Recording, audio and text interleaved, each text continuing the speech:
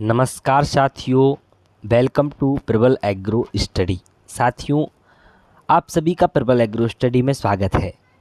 साथियों, यह क्लास जो है जो आप देख रहे हैं बीएससी एग्रीकल्चर सेकंड सेमेस्टर के लिए काफ़ी हेल्पफुल होने वाली है। और आप किसी भी परीक्षा की तैयारी कर रहे हैं, कम्पिटिटिव एग्ज़ाम में किसी भी एग्रीकल्चर एग्ज़ाम की जिसमें कि जेनेटिक्स एंड प्लांट ब्रीडिंग आता है, तो यह क्लास आपके लिए काफ़ी उपयोगी रहने वाली है। इसमें हम एमसीक्यूज़ क्वेश्चन देखेंगे, मल्टीपल चॉइस क्वेश्चन भी देखेंगे, उसके साथ साथ हम कुछ कंसेप्ट्स भी देखेंगे। ठीक है साथियों, तो ये वीडियो आपके लिए काफ़ी हेल्पफुल रहने वाली है, तो वीडियो को अंत तक ज़रूर देखना है साथियों आप सभी को। दोस्तों, आप सभी से मेरी एक छोटी सी रिक्वेस्ट है, यदि आप हमारे चैनल पर नए हैं तो आप चैनल को सब्सक्राइब जरूर कर लें। आपको एग्रीकल्चर से रिलेटेड स्टडी मटेरियल और काफ़ी अपडेट्स आपको मिलती रहेंगी टाइम टू टाइम। ठीक है साथियों, वीडियो को शुरू करते हैं। और वीडियो आपको अच्छा लगे तो लाइक भी कर देना साथियों। वीडियो को शुरू करते हैं साथियों। तो पहले हम जानेंगे कि जेनेटिक्स होता क्या है। तो साथियों, जेनेटिक्स जो होता है उसकी डेफिनेशन हम देख लेंगे। Genetics is a branch of biology which deals with the study of genes, यानी यह जो डील करता है, इसमें हम जेनेटिक्स में जीन्स की स्टडी करते हैं। ठीक है, जीन्स और जेनेटिक वेरिएशन की और हेरिडिटी की। इसको हम हिंदी में देख लेते हैं। तो जो अनुवांशिक भिन्नता की करते हैं, जीन अनुवांशिक भिन्नता, अनुवांशिक अध्ययन, अनुवांशिकता का अध्ययन इसमें हम करते हैं। अनुवांशिक की जीव विज्ञान की शाखा है जिसमें कि हम जीन, अनुवांशिक भिन्नता और अनुवांशिकी के का अध्ययन करते हैं। ठीक है, अनुवांशिकता का अध्ययन करते हैं। ठीक है, तो ये आपको याद रखना है। ये आपकी मैंने डेफिनेशन आपको दी है। यदि आपका जो है रिटन एग्ज़ाम होता है तो आपसे डेफिनेशन पूछ सकता है, तो आप इसी डेफिनेशन को लिख सकते हैं। और आपके पास कोई बुक है उसकी डेफिनेशन भी आप लिख सकते हैं, डेफिनेशन। ठीक है, तो अब हम मूव करते हैं क्वेश्चंस की तरफ, जो कि काफ़ी महत्वपूर्ण क्वेश्चंस आपके रहने वाले हैं। ठीक है साथियों, तो पहला क्वेश्चन जो मैंने रखा है काफ़ी महत्वपूर्ण है, इसको आप स्टार मार्क कर लीजिए। काफ़ी ये है, कम्पिटिटिव एग्जाम्स में भी पूछा जा चुका है। ठीक है, जो आपकी प्रतियोगी परीक्षाएं होती हैं। तो जेनेटिक्स शब्द किसने दिया था? Term genetics given by. ठीक है, तो ये आपका सेकंड ऑप्शन सही हो जाएगा। 1905 में दिया था, ये भी मैंने इसमें मेंशन कर दिया है। यह भी पूछ लेता है कब दिया था। तो वेटसन ने दिया था, इनका पूरा नाम है डब्ल्यू वेटसन बोलते हैं। तो इन्हें 1905 में दिया था। ठीक है, और अब बढ़ते हैं हम आगे, नेक्स्ट क्वेश्चन की तरफ मूव करते हैं। Who is the father of genetics? Genetics का पिता किसे कहते हैं? जो आनुवंशिकता होती है उसका पिता हम किसको कहते हैं? ठीक है, तो जो जेनेटिक्स के पिता हैं सब जानते हैं, आप जानते हैं, हम जानते हैं, सभी लोग जानते हैं, जीजे मेंडल, ग्रेगर जॉन मेंडल इनका पूरा नाम है। इनको जेनेटिक्स का पिता कहा जाता है। साथियों, तो कुछ इम्पोर्टेंट पॉइंट्स देखिए, आप इन क्वेश्चन को नोट कर सकते हैं, आप कॉपी पे नोट कर लीजिए। जो जो आपको इम्पोर्टेंट पॉइंट लगेंगे, कुछ इंपॉर्टेंट पॉइंट्स के बारे में बात कर लेते हैं यहीं पे। 1 मिनट नहीं लगेगा पूरा। देखिए, जो हमारे ग्रेगर जॉन मेंडल हैं साहब हैं, जिनको कि जेनेटिक्स का पिता कहा जाता है, इन्होंने जो है जेनेटिक्स पे काम करना कब शुरू किया था? ठीक है, तो इन्होंने जो काम शुरू किया था, उन्होंने 1856 में अपना काम शुरू किया था। ठीक है, 1856 में इन्होंने अपना काम शुरू किया था। काय पे, किस पे काम शुरू किया था? तो इन्होंने जेनेटिक्स पे काम शुरू किया था करना। और 1866 में इन्होंने अपना जो है उसको पेपर को पब्लिश कर दिया था, जो इन्होंने रिसर्च किया था। और इन्होंने एक और इम्पोर्टेंट क्वेश्चन बनता है, इन्होंने अपने रिसर्च के लिए मटर के पौधे का चुनाव किया था। ठीक है, ये भी आपको याद रखना है। और इनका जो था, ठीक है, इतना ही बहुत है आप लोगों के लिए। आप एक एक पॉइंट को नोट जरूर कर लीजिएगा। आप वीडियो को दोबारा भी देख सकते हैं साथियों, क्योंकि ये जो मैं पॉइंट बता रहा हूँ यही आपकी परीक्षाओं में आते हैं। ठीक है, तो और एक क्वेश्चन और बनता है यहाँ से, तो ये भी आप देख लीजिए, आप नोट कर लीजिए, इसको आप स्टार मार्क कर लीजिए। जितने भी पॉइंट मैं बता रहा हूँ स्टार मार्क करके लिख लीजिए। क्वेश्चन जरूर आपको देखने को मिलेगा, काफ़ी हेल्प आपको मिलेगी। कि आपके जो मेंडल साहब हैं, इनने जो है, इनने जो पेपर पब्लिश किया था, अपना जो रिसर्च पेपर, ठीक है, तो उसका नाम क्या था? तो वो आगे क्वेश्चन में हमें मिलेगा, हम उस पर चर्चा कर लेंगे, समय ज़्यादा बर्बाद नहीं करेंगे। Who is the father of modern genetics? तो देखिए, ये क्वेश्चन रिपीट हो गया है। मेंडल साहब ही हमारे जेनेटिक्स के पिता हैं। ठीक है, कौन है? मेंडल साहब ही हमारे जेनेटिक्स के पिता हैं। तो इस पर नहीं, आगे मूव करते हैं। क्वेश्चन रिपीट हो गया है। When was considered that genetics born? ठीक है, जेनेटिक्स का जन्म कब माना जाता है, कब हुआ? तो यह माना जाता है 1900 में जेनेटिक्स का जन्म हुआ। ठीक है, ये क्या है, 1900 में इसलिए माना जाता है क्योंकि इन्होंने 1866 में, जो हमारे मेंडल साहब थे, जीजे मेंडल, उन्होंने 1866 में, जैसा कि हम पहले आपको बता चुके हैं, कंसेप्ट, ये सब आपके कंसेप्ट ही हैं, ये आपको पता होगा तो आपको जल्दी समझ में आता है। ठीक है, देखो यहीं पे आ गया 1866 में इन्होंने क्या किया, यहीं पे आ गया ये देखो कि 1866 में इन्होंने किया था अपना जो पेपर पब्लिश किया था। ठीक है, और 1900 में इसका जन्म माना जाता है। तो ऐसा क्यों? क्योंकि इसको सफलता नहीं मिल पाई थी इनके पेपर को, मतलब ये अपना प्रूव नहीं कर पाए थे सही से। ठीक है, तो इनके कुछ विद्यार्थी थे, या इनके स्टूडेंट बोल सकते हो, कुछ भी बोल सकते हो, उन्होंने क्या किया था, इसको प्रूव किया था 1900 में, किया था कि इनकी जो थ्योरी है, जो इन्होंने दी थी रिसर्च पेपर में, वो बिल्कुल सही है। तो इसको माना जाता है, आपको याद रखना है बस कि 1900 में माना जाता है। ठीक है, ये आपका पूछ सकता है। ठीक है, genetics word drive from which language, very very important question है, डबल स्टार मार्क कर लीजिए आप। ठीक है, तो जेनेटिक्स जो है वो किस भाषा से लिया गया है?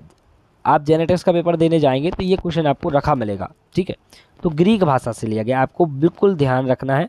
और ग्रीक भाषा के कौन से शब्द से लिया गया ये भी पूछ सकता है आपसे, तो आप ये नोट करते जाइएगा साथियों।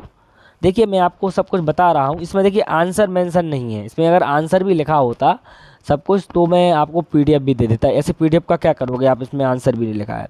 ठीक है, तो आपको क्या करना है, नोट करते रहना है साथियों। बाकी आपका जो है आपको बहुत हेल्प मिल ही रही होगी। ठीक है, तो कौन से शब्द से लिया गया है, तो जेनेसिस शब्द है, एक ग्रीक शब्द है जेनेसिस। ठीक है, तो जो जेनेसिस शब्द है इसका मतलब क्या होता है, तो जो जेनेसिस शब्द है इसका मतलब होता है टू ग्रो, टू बिकम। ठीक है साथियों, मैं आपको ये विश्वास दिलाता हूँ, कि इससे आपको काफ़ी मदद मिलने वाली है इस वीडियो से। ठीक है, और आगे और भी वीडियो मैं लाऊंगा, अभी आपका कंटेंट बन रहा है, तो आप इस चैनल पर विजिट करते रहिए, चैनल को सब्सक्राइब कर लीजिए, आपका जो है समय पर आपको अपडेट मिलती रहे।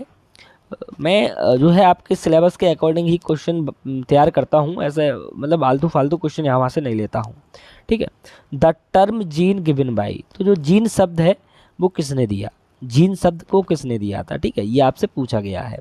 तो ये आपके सामने चार ऑप्शन है, मेंडल ने दिया था, बेटसन ने दिया था, टीएच मॉर्गन या जॉनसन। देखिए चारों ये हैं, ये जेनेटिक्स से जुड़े हुए हैं। ठीक है, तो इस जो शब्द आपका है जीन, वो किसने दिया था, तो आपके डब्ल्यू बेटसन ने ये शब्द दिया था। जीन शब्द किसने दिया था, तो आपके डब्ल्यू बेटसन ने दिया था, आपको याद रखना है। ठीक है साथियों, काफ़ी महत्वपूर्ण प्रश्न है। ठीक है, देखिए ये कॉन्सेप्ट मैंने यहाँ पे डाल दिया है कि व्हाट इज़ जीन। आपके मन में एक सवाल उठ रहा होगा कि जीन क्या होता है। ठीक है, तो ये मैंने यहाँ पे थोड़ा सा लिख दिया है एक लाइन में कि जीन क्या होता है। Gene is the smallest basic and functional unit of DNA, यानी जो जीन होता है वो डीएनए की सबसे छोटी इकाई होती है, या बुनियादी और कार्यात्मक इकाई है। ठीक है, सबसे छोटी बुनियादी यानी बेसिक बोलते हैं जिसको हम, या कार्यात्मक इकाई होती है जिसको हम क्या बोलते हैं, जीन बोलते हैं। ये आपको याद रखना है साथियों है, ये आपका काफ़ी महत्वपूर्ण है, आपका एमसीक्यूज में भी पूछ सकता है। ठीक है, अब देखिए एक और कंसेप्ट आपका बनता है, व्हाट इज़ एलील। एलील क्या होता है साथियों, काफ़ी महत्वपूर्ण है ये, एलील क्या होता है। बच्चे काफ़ी कंफ्यूज रहते हैं, जेनेटिक्स जब आप पढ़ते हो तो काफ़ी कंफ्यूज रहते हैं। देखिए आपको याद रखना है साथियों, केवल ज़्यादा समय नहीं है हमारे पास, तो हम उतना ही आपको समझा रहे हैं, समझ में आपको आ जाए। ठीक है, डिटेल में ज़्यादा नहीं समझाएंगे।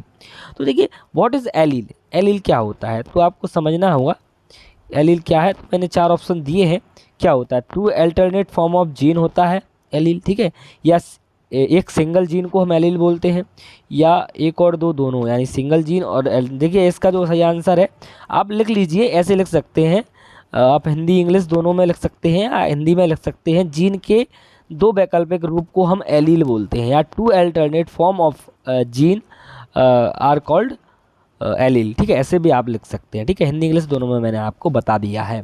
ठीक है, अब आगे बढ़ते हैं। Theory of natural selection given by, देखिए थ्योरी ऑफ नेचुरल सिलेक्शन किसने दिया था, यह आपसे पूछा गया है। तो ये आपके देखिए यहाँ पे आपके चार ऑप्शन आपको दिए गए हैं, श्वाइमरडेम ने दिया था, ए बेशमैन ने दिया था, चार्ल्स डार्विन ने, कार्ल कोलिंस एंड ई शेमाक। देखिए ये भी चारों आपके जेनेटिक्स से जुड़े हुए ही हैं। ठीक है, जितने ये चार ऑप्शन आपको दिए गए हैं, तो आपको जो चार लोगों के नाम आपको दिख रहे हैं, ये चारों आपके जेनेटिक्स से जुड़े हुए हैं, और किसी न किसी की खोज जरूर की है, कुछ ना कुछ खोज ही जरूर की है।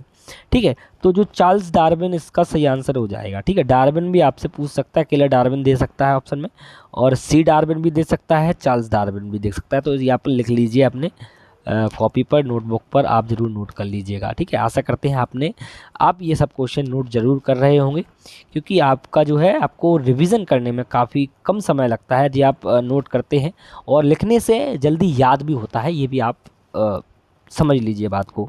ठीक है, लिखने से आपको जल्दी याद होता है। What is the name of the research paper of G J Mendel? जो आपके मेंडल साहब थे उनके शोध पत्र का नाम क्या था? ठीक है, क्या है?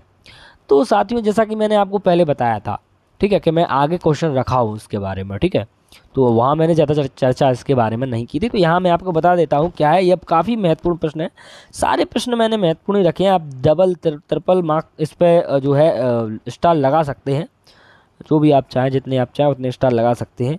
जितने भी क्वेश्चन मैं दे रहा हूँ सारे महत्वपूर्ण प्रश्न हैं। ठीक है, तो एक्सपेरिमेंट एंड प्लांट ब्रीडिंग हो जाएगा, या एक्सपेरिमेंट एंड प्लांट हाइब्रिडाइजेशन हो जाएगा, या एक्सपेरिमेंट एंड प्लांट हेरिडिटी हो जाएगा। तो क्या हो जाएगा इसका? तो साथियों इसका सेकंड ऑप्शन आपका सही हो जाएगा। सेकंड ऑप्शन यानी एक्सपेरिमेंट एंड प्लांट हाइब्रिडाइजेशन। ठीक है, second option is correct answer. ठीक है, तो ये आपको याद रखना है, काफ़ी महत्वपूर्ण प्रश्न है। साथियों बढ़ते हैं नेक्स्ट क्वेश्चन की तरफ। अब अगला प्रश्न क्या है, देखिए मैंने यहाँ पे ये कुछ बच्चों को मैंने सोचा परेशानी ना हो, ये मैंने इंग्लिश में दिए हैं तीनों ऑप्शन, तो ये यहाँ पे मैंने हिंदी में भी लिख दिया है, एक्सपेरिमेंट इन प्लांट हाइब्रिडाइजेशन। ठीक है, ये आपका आंसर हो जाएगा सेकंड नंबर का। ठीक है, तो आप अब बढ़ते हैं नेक्स्ट क्वेश्चन की तरफ। Which plant chosen bye Mendel for research, यानी शोध के लिए, यानी रिसर्च के लिए मेंडल ने किस पौधे को चुना था? तो ये मैं आपको बता चुका हूँ, यदि आपने नोट किया होगा तो आप इसका आंसर पहले ही आपके मन में आ गया होगा कि इसका सही आंसर क्या रहेगा। ठीक है, यदि आपने पढ़ा है तो भी आपको आ जाएगा। तो देखिए ये काफ़ी सरल प्रश्न है, काफ़ी पूछा जाता है। तो मटर को उन्होंने चुना था, तो कौन से मटर को चुना था? ये भी मैंने लिख दिया, गार्डन पी को चुना था। ऐसे भी प्रश्न आपसे पूछ सकता है कि जिस मटर को चुना था उसका बॉटनिकल नेम बताइए। देखिए मटर का बॉटनिकल नेम तो सेम ही रहेगा, पाइसम सटाइबम ही रहेगा। क्या रहेगा आपका? जो पाइसम सटाइबम होता है वही रहेगा, सटाइबम ही रहेगा। ठीक है, पाइसम सटाइबम जो है वही रहेगा मटर का। लेकिन आपका जो है यहाँ पे एक और नाम जुड़ जाता है, हॉर्टेंस। ठीक है, तो ये आपका इसको गार्डन पी बोलते हैं। ठीक है, हॉर्टेंस जुड़ जाता है। ठीक है, तो ये जो है पाइसम सटाइबम हॉर्टेंस ही चुना था किसने? मेंडल ने। ठीक है, ये भी आपको याद रखना है, बहुत महत्वपूर्ण प्रश्न है साथियों, पूछा जाता है काफ़ी, एमएससी एंट्रेंस में भी पूछा जाता है, तो आपके बीएससी में तो पूछ ही सकता है। ठीक है साथियों, ये थे आज के प्रश्न, आगे और भी आपको प्रश्न लाऊंगा मैं। आप चैनल को सब्सक्राइब जरूर कर लें। आगे आपको जितने भी आपके सेमेस्टर एग्जाम्स होंगे आपको कॉन्सेप्ट इस पर देखने को मिलेंगे, ट्रिक्स देखने को मिलेंगे। यदि आपको कोई परेशानी आती है साथियों तो आप कमेंट बॉक्स में कमेंट करके हमें बताइए आपको किस टॉपिक में परेशानी आ रही है। आप हमारे टेलीग्राम चैनल को भी ज्वाइन कर लीजिए, आप हमें इंस्टाग्राम पे भी फॉलो कर लीजिए, लिंक मैंने सारे आपके डिस्क्रिप्शन बॉक्स में दे दिए हूँ। ठीक है, दे दूँगा मतलब मैं। ठीक है, तो आप सभी को क्या करना है, फॉलो कर लेना है। वहाँ से कोई डाउट है पूछ सकते हैं, मैसेज करके, कमेंट करके पूछ सकते हैं। साथियों वीडियो को आपको उतना शेयर करना है कि सभी के पास ये वीडियो पहुँच जाए, और आपको चैनल को सब्सक्राइब भी जरूर करना है। धन्यवाद साथियों, मिलते हैं आपसे अगली वीडियो में। ठीक है साथियों, बाय बाय।